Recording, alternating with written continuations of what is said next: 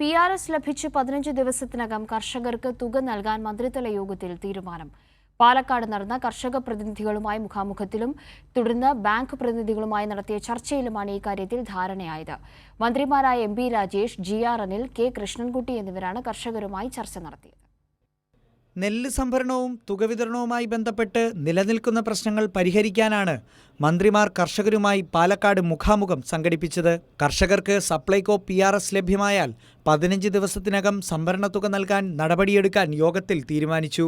PRS വായ്പ കാലതാമസം ഒഴിവാക്കാൻ അതിനാവശ്യമായിട്ടുള്ള ബാങ്ക് അധികൃതരുടെയും സപ്ലൈകോ ഉദ്യോഗസ്ഥരുടെയും 3 പേരുടെ ഒരു ടീം, ലൈസൺ ഉദ്യോഗസ്ഥരായി 3 പേരുള്ള ഒരു ടീമിനെ നിശ്ചയിച്ച് പാലക്കാടുള്ള വിഷയങ്ങൾ മനസ്സിലാക്കാൻ, അത്തരം പ്രശ്നങ്ങൾ എന്തെങ്കിലും ഉണ്ടെങ്കിൽ അവരെ ശ്രദ്ധയിൽപ്പെടുത്താം.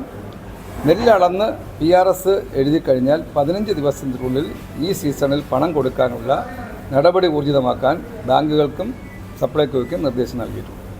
കർഷക ദുരിതം ഒഴിവാക്കുകയാണ് സർക്കാർ ലക്ഷ്യമെന്നും നെല്ല് സംഭരണ തുക സമയബന്ധിതമായും തടസ്സമില്ലാതെയും കൈമാറാനുള്ള നടപടി സ്വീകരിച്ചതായി മന്ത്രി MP രാജേഷ് പറഞ്ഞു.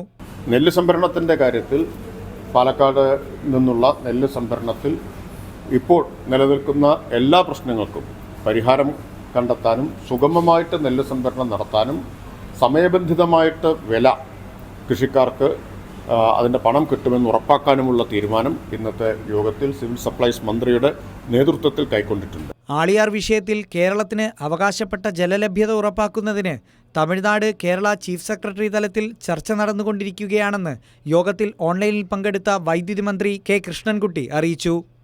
ജനങ്ങളുടെ പ്രശ്നത്തിൽ തുടർച്ചയായ ഇടപെടൽ സർക്കാരിൻ്റെ ഭാഗത്തു നിന്നുണ്ടാകുമെന്നും മന്ത്രിമാർ കർഷകർക്ക് ഉറപ്പു നൽകി. കൈരളി ന്യൂസ്, പാലക്കാട്.